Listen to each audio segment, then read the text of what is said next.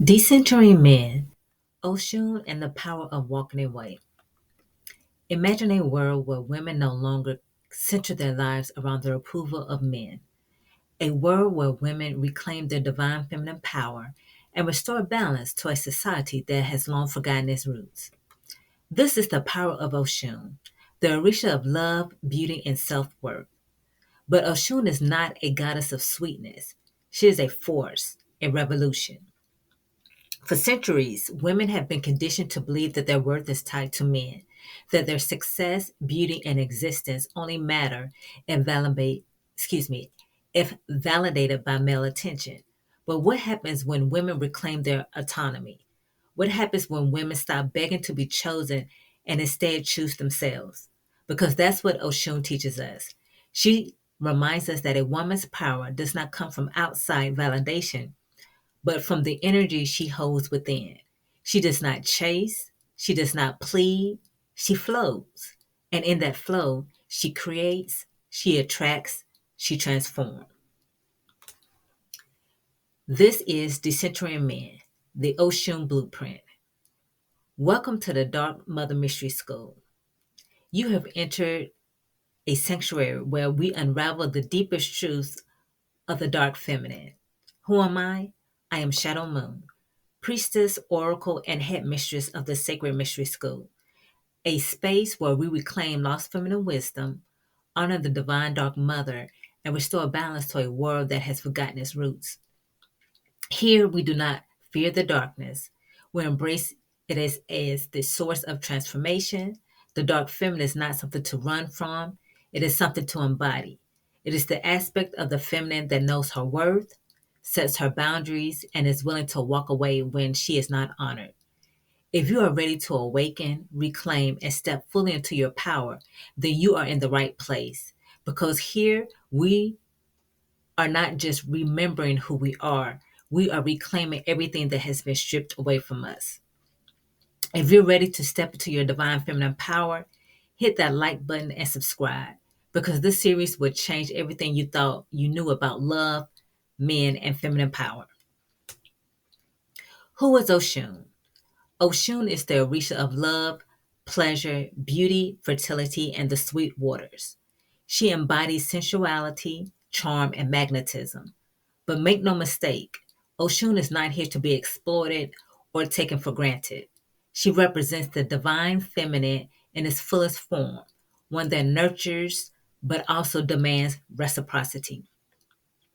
Oshun is not just about beauty, she is about value.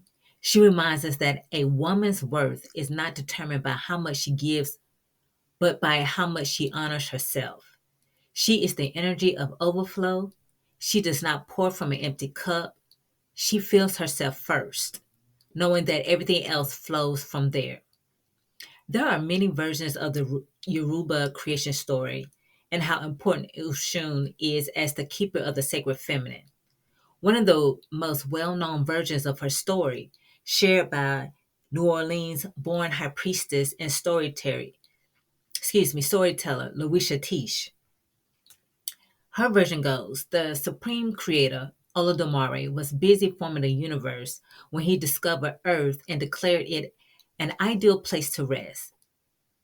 To shape the world, he sent 17 Orishas, including Abtala, the ruler of the clouds, Ogun, the chief of metal, and Shango, the lord of fire. It was an all-male group except for Oshun, the only woman among them. As the Orisha worked to create humanity, the oceans, valleys, and mountains, they would disregarded Oshun's wisdom. The men were too busy competing, boasting, and attempting to outshine one another. Ignoring her contributions, they saw no value in her presence. But Oshun, unwilling to tolerate their disrespect, finally had enough. Oshun removed herself from their presence, retreating to the moon, where she sat in front of her mirror, basking in her own beauty and enjoying her solitude. Meanwhile, back on Earth, everything fell into chaos. The rivers, oceans, and streams dried up. The bees abandoned their hives, taking the honey with them. Crops failed and famine spread. Nothing functioned as it should. With love and the divine feminine absent, creation itself began to crumble. Olodum, Olodumare took notice and summoned the Orishas, demanded to know where Oshun was. Who cares? They dismissively replied. We don't need her. Of course you do, Olodumare thundered. Nothing works without love, laughter, sweet waters, and honey. Realizing their mistake, the Orishas were ordered to apologize to Oshun. She listened to their pleas, and after thorough consideration, she accepted, though not for their sake, but because of her boundless love for humanity. Oshun is the great nurturer and protector, embodying the divine feminine ability to restore balance, fertility, love, and joy. Before leaving, she issued a final warning. Do not let this happen again. With her return, the rivers flowed again, the earth flourished, and life was reborn. This story serves as a powerful lesson. When women withdraw their energy from where it is not honored, the world feels their absence. Oshun's retreat to the moon mirrors what happens when the divine feminine is ignored. Everything falls apart.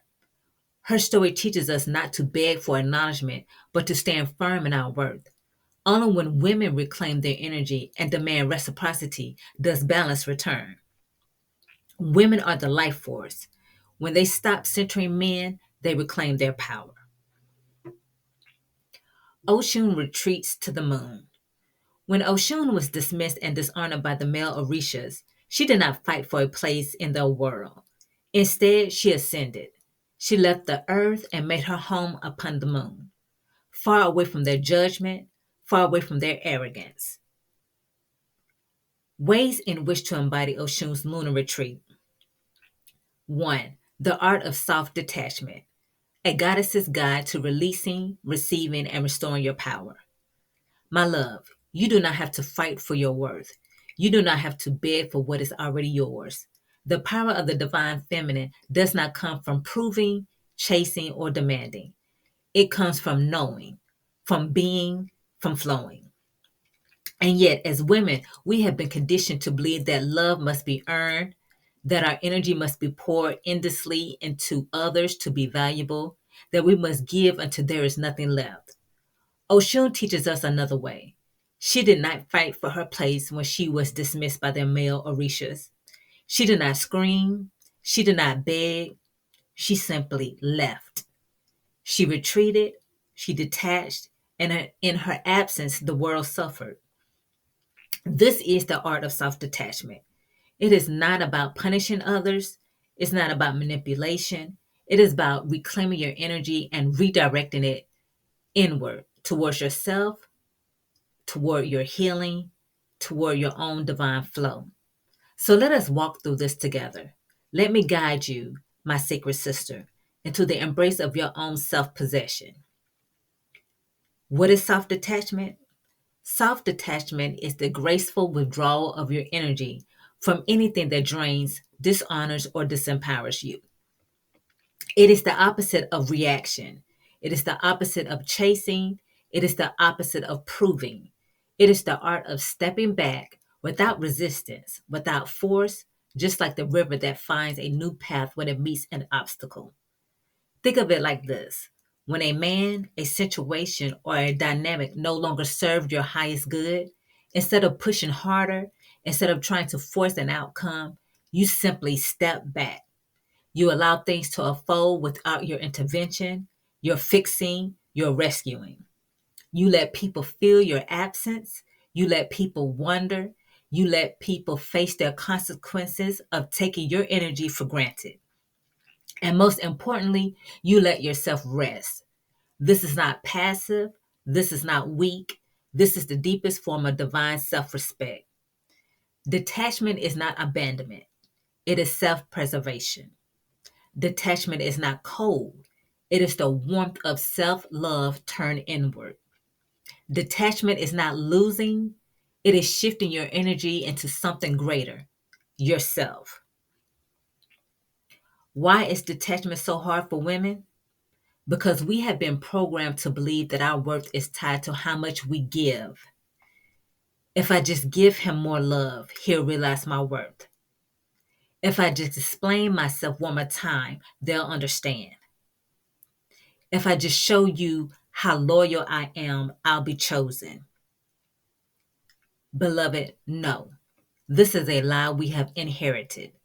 Oshun teaches us that a woman's power is not in being chosen, it is in choosing herself. But this shift is difficult because it requires us to unlearn generations of conditioning. Why does it feel so painful to pull away from people who don't value me? You may ask. Because detachment feels like loss at first. Because your nervous system has been wired to find safety in emotional labor. Because you were taught that your love could change people, when in reality, love is not a tool of control. You must allow yourself to grieve the illusion that if you just love harder, give more, stay longer, they will finally see you. They want my love. Not until you see yourself first. The steps to soft detachment. How to reclaim your energy. Soft detachment is a practice, a sacred art, and like any art, it must be cultivated with intention. One, recognize where you are overgiving. Ask yourself, where in my life am I giving without reciprocity? Where do I feel drained, depleted, or unappreciated? Where am I holding on because of fear, not love? Oshun does not pour from an empty cup. Neither should you. Take inventory of your relationships, your commitments, your emotional investments. If it does not pour into you, stop pouring into it. Number two, step back without announcement. You do not have to warn people that you are detaching. You do not have to explain yourself before you withdraw your energy. Just step back. No grand speeches, no long messages, no long text messages, no begging for people to understand. Your absence will say everything. Your softness will become your silence. Your silence will become your power. Number three, shift your energy towards yourself. This is where most women struggle. We pull away, but then we don't know where to place our energy. So we waiting for him to notice, waiting for them to apologize, waiting for an external sign that we were right to walk away. Beloved, no. Soft detachment is not waiting, it is refocusing. The moment you withdraw, pour that energy back into yourself. Take care of your skin like it's royalty. Move your body in ways that feel sensual and powerful. Take yourself on dates. Turn your life into a sanctuary of beauty and pleasure. You do not detach to be noticed. You detach to heal. Release the need to control the outcome. That's number four. The hardest part of self detachment is trust. What if they don't come back? What if I never hear from them again? What if my silence doesn't change anything?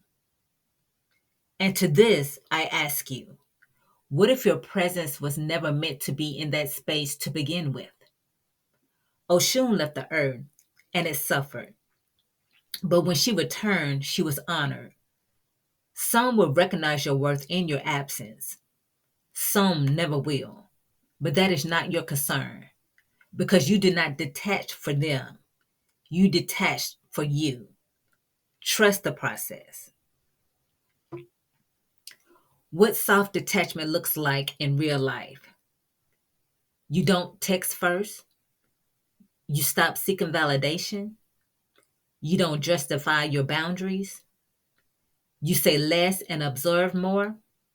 You place your attention on yourself, your beauty, your spirit. You learn to be comfortable in your own presence.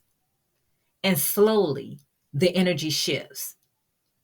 He will notice, they will feel it, the world will adjust. But by then, my love, you will be so full, so radiant, so at peace that whether they return or not will no longer matter. Final message from Oshun. You are the source. Oshun did not retreat because she was weak.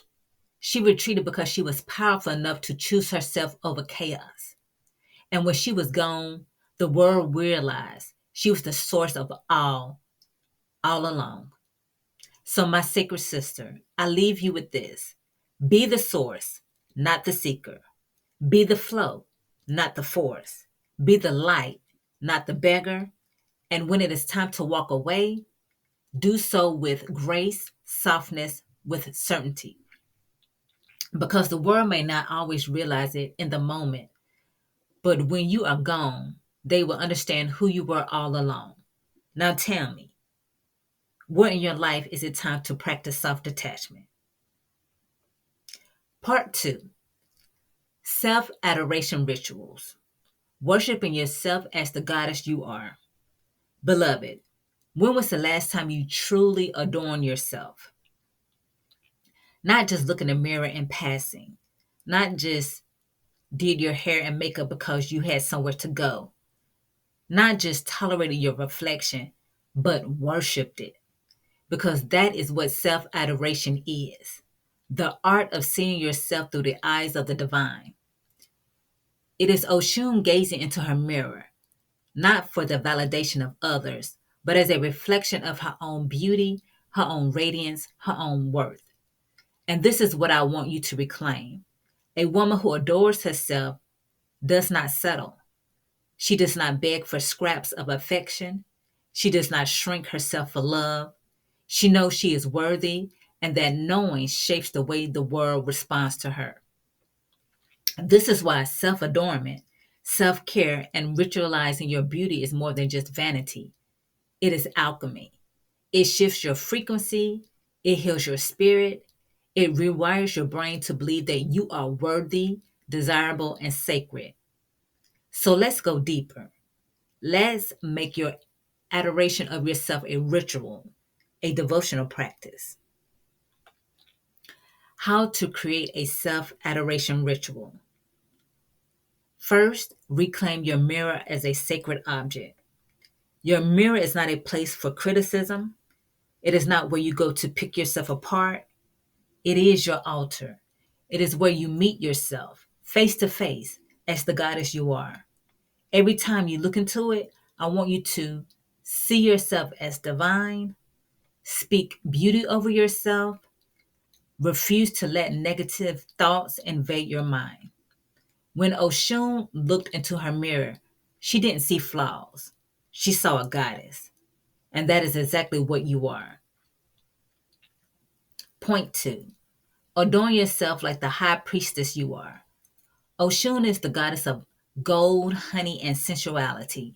She understands that beauty is a spiritual practice, that when a woman feels beautiful, she moves differently.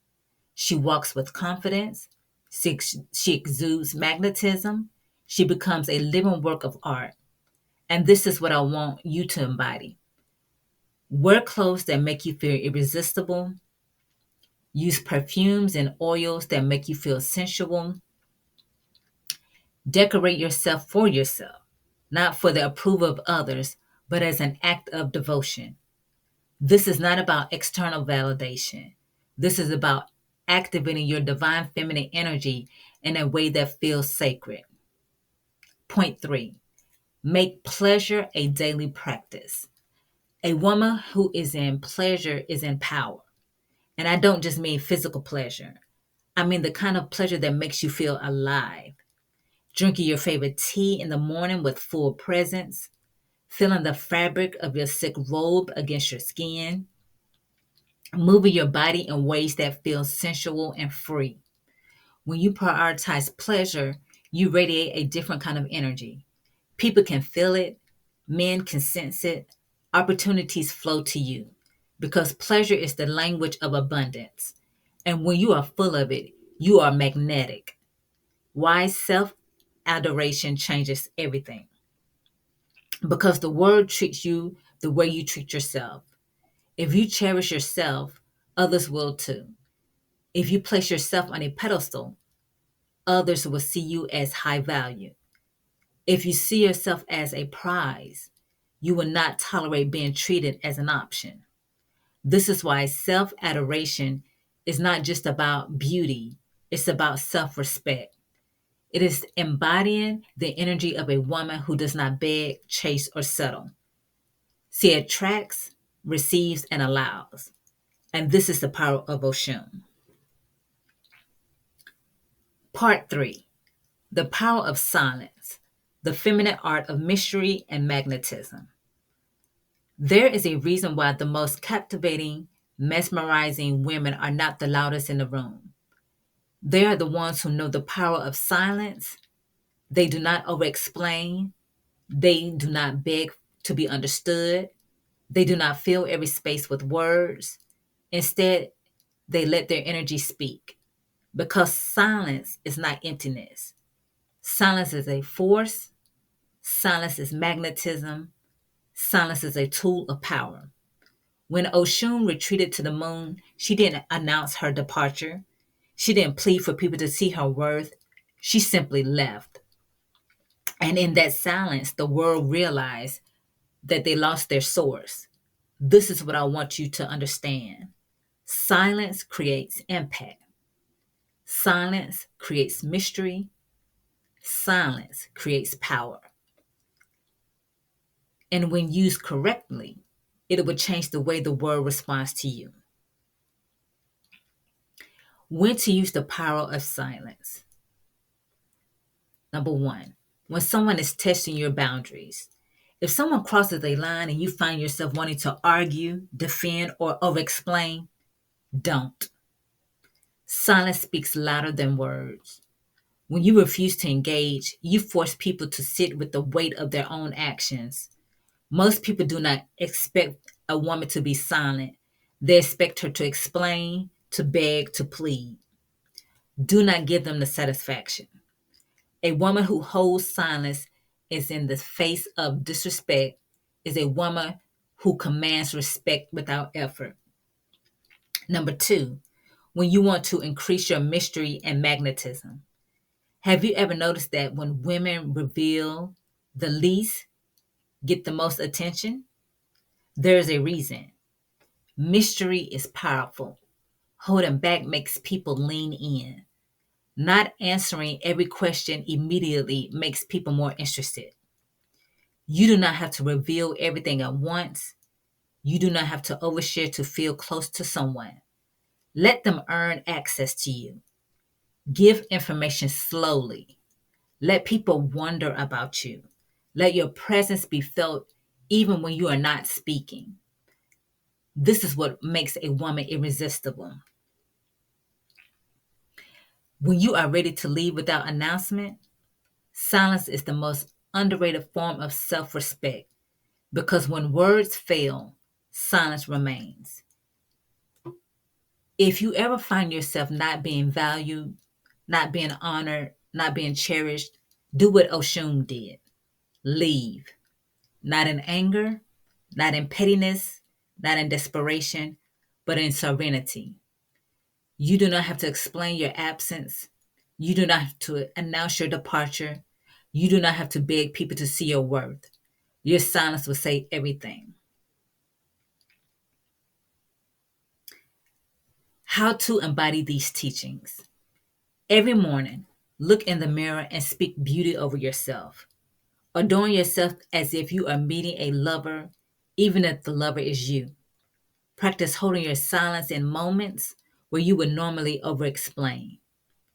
Leave when you are no longer valued and do so without announcement because you are not meant to beg. You are not meant to prove. You are not meant to chase. You are meant to attract. You are meant to flow and you are meant to rise. Now tell me, my love, when in your life do you need to embody self-adoration and the power of silence? Overcoming the fear of prioritizing yourself. One of the greatest challenges we as women face is the guilt and fear that come with prioritizing ourselves.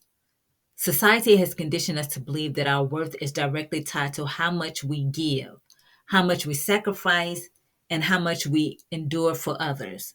But what if I told you that prioritizing yourself is not selfish, it is essential? Why is it prioritizing yourself so hard? Many of us were raised to believe that being a good woman means putting everyone else first, whether through cultural expectations, religious teachings, or family dynamics. We are taught to be selfless to the point of depletion. When we start to prioritize ourselves, that deeply ingrained conditioning kicks in, making us feel guilty or afraid of being seen as selfish or unworthy of love. How to overcome the fear of prioritizing yourself? Reframe your mindset. Instead of seeing self prioritization as neglecting others, see it as fulfilling your own cup so you can pour from overflow rather than depletion. Visualize the positive outcomes. Close your eyes and imagine a life where you are at peace, where you feel loved, nurtured, and fulfilled. Not because of what you give to others, but because of what you give to yourself. What does that look like? What does it feel like? Hold on to that vision. Affirm your word. Say to yourself daily, my needs matter. I am worthy of love and care. Prioritizing myself allows me my best self. Start small. If the idea of prioritizing yourself feels overwhelming, begin with tiny, consistent acts. Say no to something small that drains you. Take a 10-minute break just for yourself. Create boundaries in one area of your life and build from there. Understand that you are not responsible for others' reactions. Some people may not like the changes you are making. That is their discomfort, not yours to fix. Final thought. When you prioritize yourself, you become an example to other women, especially the young girls who look up to you. You show them that a woman's worth is not in exhaustion, but in her radiance. Staying committed to personal growth. Personal growth is not a one time decision, it is a lifelong commitment. The journey of becoming the highest version of yourself is filled with highs and lows, breakthroughs and setbacks. The key is not to be perfect, it is to be consistent. Why do we struggle to stay committed? Impatience. We want instant results, but real transformation takes time.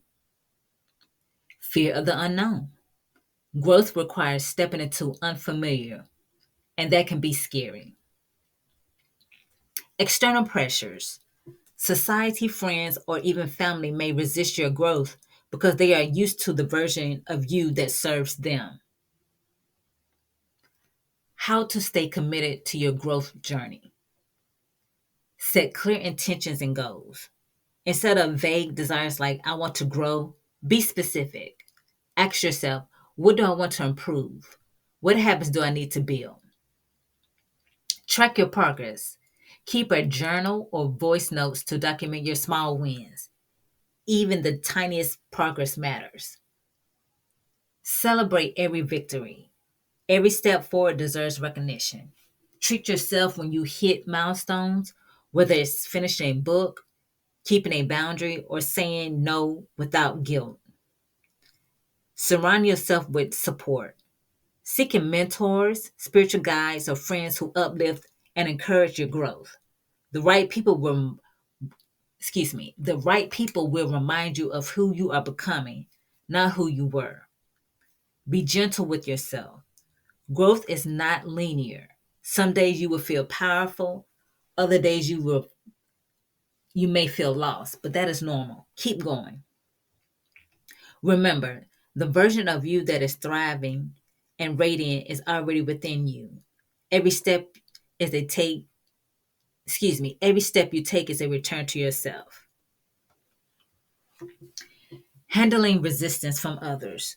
When you change, the people around you will react in different ways. Some will cheer you on, others may become uncomfortable, resistant, or even outright hostile to your growth.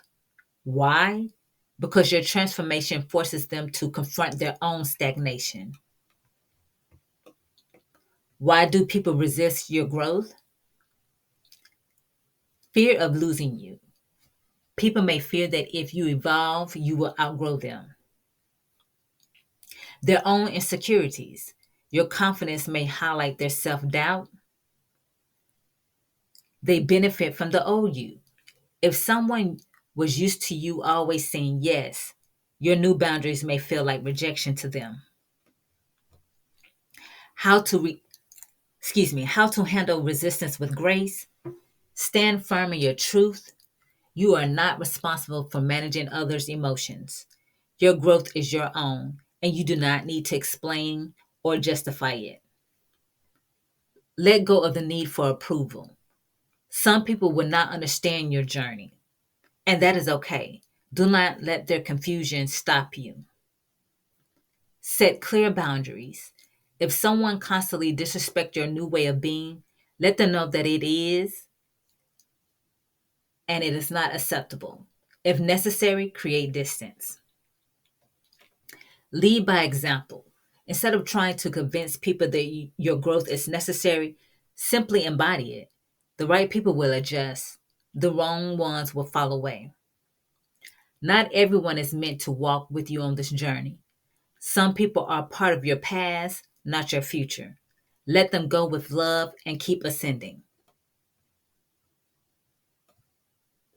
Which of these areas do you struggle with the most? Learning how to detach by walking away, moving in silence, prioritizing yourself, staying committed to growth, or handling resistance from others. Women must learn from Oshun. There is power in withdrawal. There is divinity in choosing yourself. You are not meant to beg for space in places that do not honor you. You are meant to rise like the moon, like Oshun, untouchable and eternal. Are you in a season of retreat? Have you withdrawn your energy from what is not honored? Share your experience in the comments.